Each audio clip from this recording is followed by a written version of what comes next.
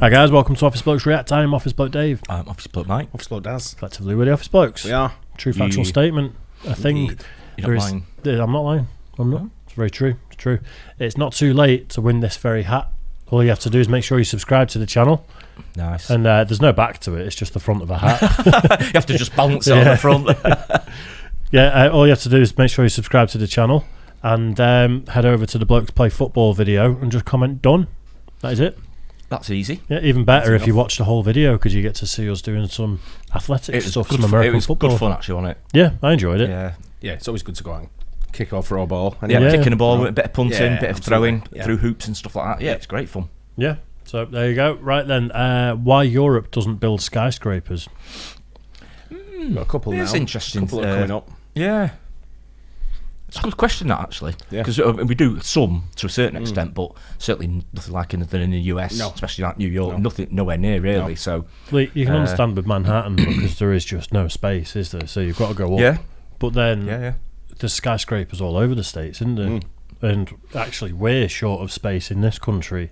You think that would be the way to go, wouldn't you? Yeah, you think we'd do it more. And more. Yeah, the problem you've got though is the road infrastructure can't accommodate that kind of volume of people in one building.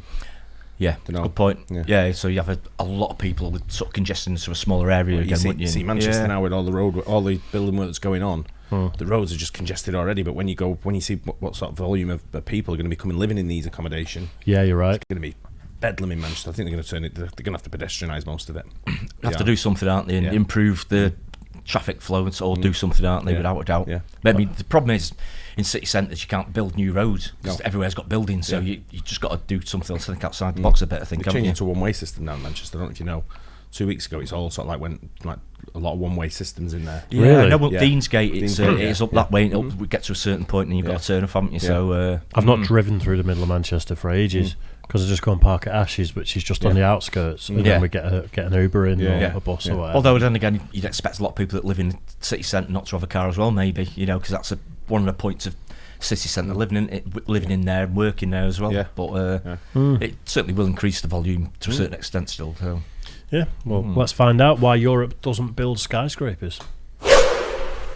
Why aren't there many skyscrapers in Europe? Despite being one of the most developed, densely populated and economically prosperous continents, Europe has surprisingly few skyscrapers, particularly when compared to Asia and North America. Of the 218 skyscrapers constructed on the continent to date, 66% of them are located in just 5 cities: London, Paris, Frankfurt, Moscow and Istanbul. So why have other major European cities not embraced the skyscraper? How do they thrive without the significant inner urban space and floor areas that these clever structures provide? And is everything about to change in our increasingly urbanised world?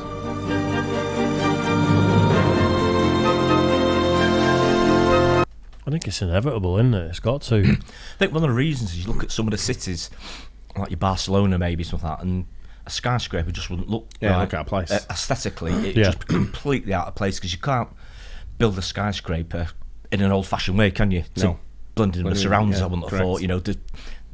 Because of the way they are, they have got to be modern, haven't they? Yeah. I would guess. I think a lot of the older cities, you're going to be knocking down potentially a culturally significant building to build a skyscraper as well. Yeah. So your hands are tired.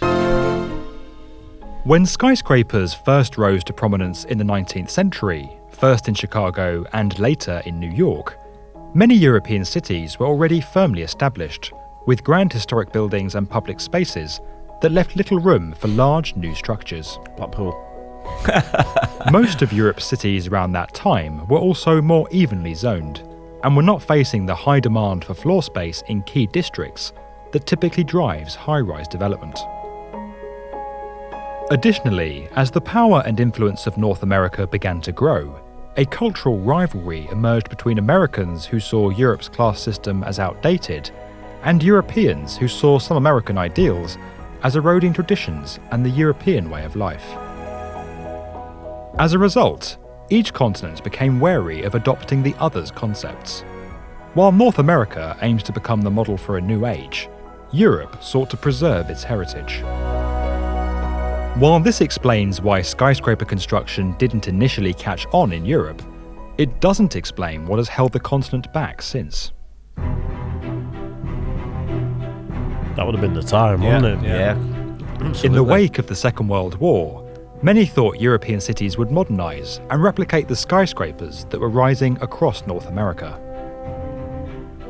However, in Western Europe, where many cities lost landmark and historic structures, an overwhelming desire to restore what had been destroyed took hold. Beautiful, like, it's a hotel now, isn't it? Yeah, huge, isn't it? Is it? Can't remember what hotel it's called. An overwhelming... Absolutely beautiful. This, It is. It's an amazing building. Yeah, it is. I do like sort of red brick architecture. There's just something.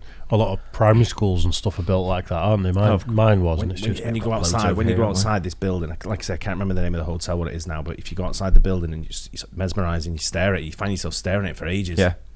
Desire to restore what had been destroyed took hold.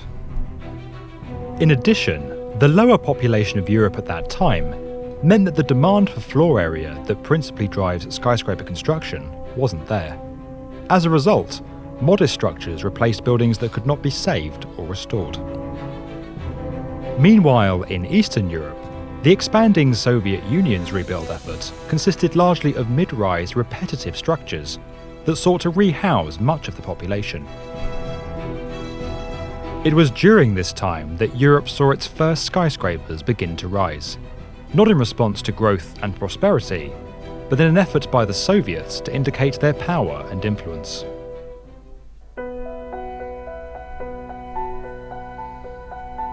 While Brussels has never constructed a true skyscraper, it is partly responsible for the lack of skyscrapers across the continent. Without any significant zoning regulations in place, the 1960s saw many buildings in the city demolished to make way for large, modern structures that had little regard for architectural or cultural value. Recognising the damage this indiscriminate redevelopment was doing to the city, many prominent figures and architects coined the term Brusselization and lobbied to introduce new... It does look pretty shit, doesn't it? Brussels. It's a great city. I mean, just to look at aesthetically there, it's just a mismatch of like... It's very much so, isn't it? It's hard to zone in on something, isn't it? But it's very historical as well. It's got a lot of like... It's one of them places, Brussels, and it's the same as when you go other places in Belgium as well, like Bruges and stuff like that. They're so like historically magnetic, if you want, to draw you into it. They've got the history of the place. It's an absolutely fantastic country. I'm guessing at ground level it looks nicer. Maybe it's just the skylines look great, but I guess ground level, bet some amazing buildings there. Yeah. Doesn't Bruges still have like the historic section of it where all the architecture's old? Yeah. And I'm sure that makes more sense than this, where you've got like, that looks like Salford a little bit. Yeah, but you know what? Yeah. It's the best beer in the world as well. Yeah. That's why you like it. New planning laws. These regulations significantly limited the scale of new buildings and required historic facades to be restored and incorporated into new developments, preserving the cultural fabric of the city. The row in Brussels led to a general dislike for modern buildings across Europe, with many seeing them as bland or soulless. In response, numerous cities adopted similar regulations and set aside controlled districts, like Paris's La Défense, to keep high-rise development away from historic centres.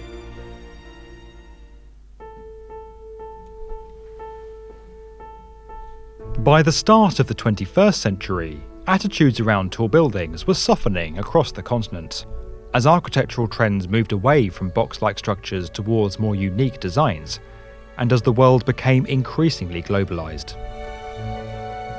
Since the early 2000s, major financial centres like London, Paris, Moscow, Istanbul and Frankfurt have seen several skyscrapers rise, as demand for commercial space in their centres has increased.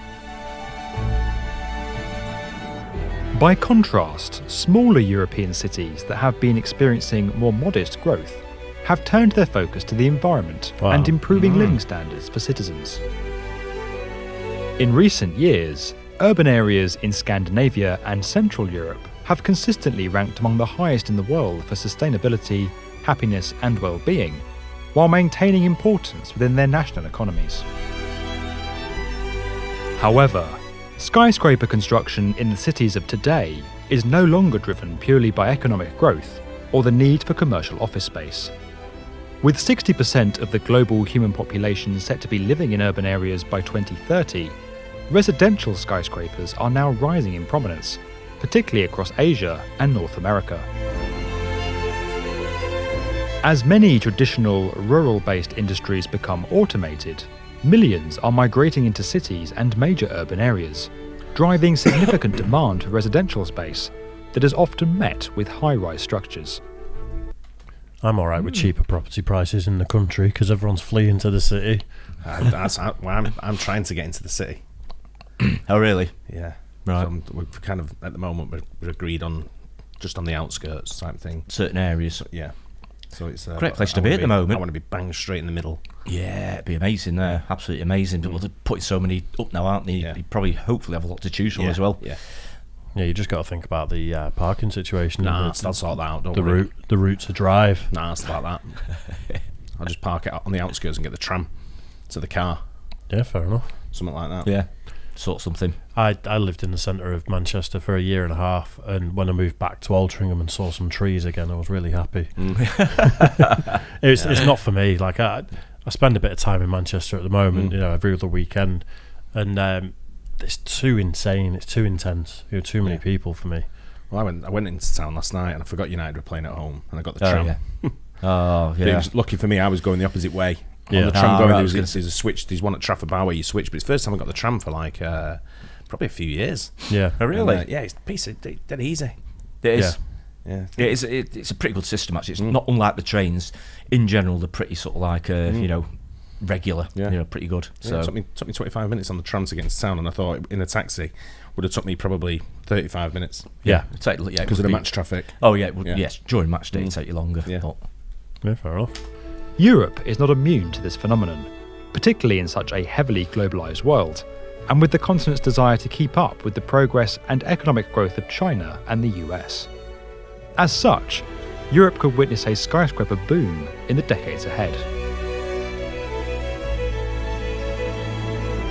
However, with entire urban centres now being declared historically significant, and with the desire to retain as much culture and architecture as possible rightly holding strong up to the present day, the unique challenge facing future skyscraper construction in Europe is all to do with the past.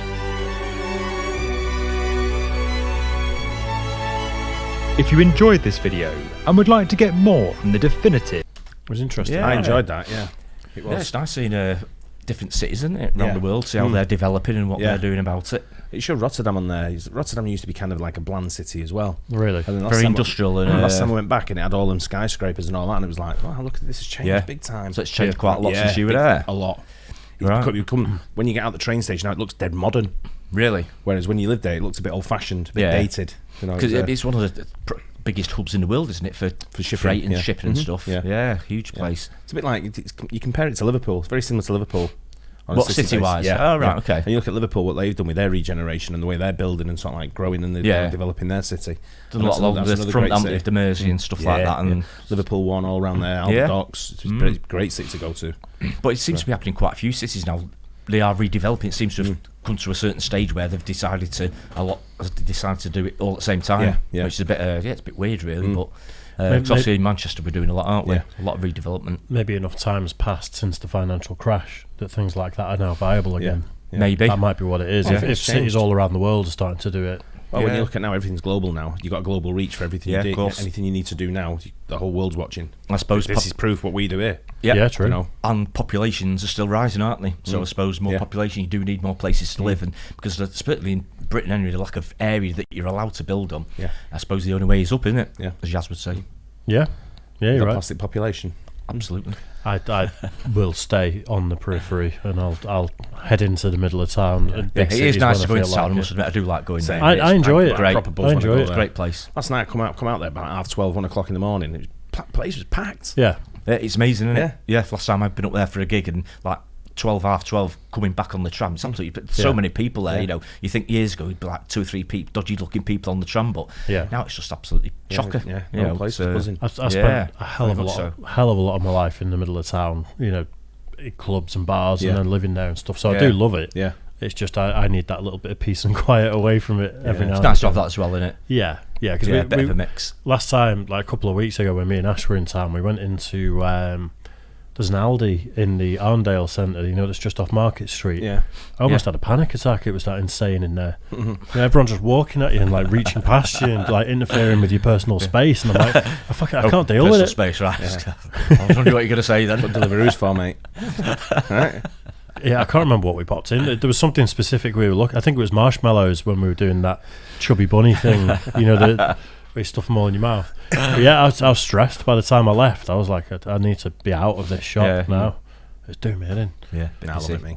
Yeah, anyway, nice one. Hope you guys enjoyed that too. Don't forget to like and subscribe. We'll catch you on the next one. Cheers, guys.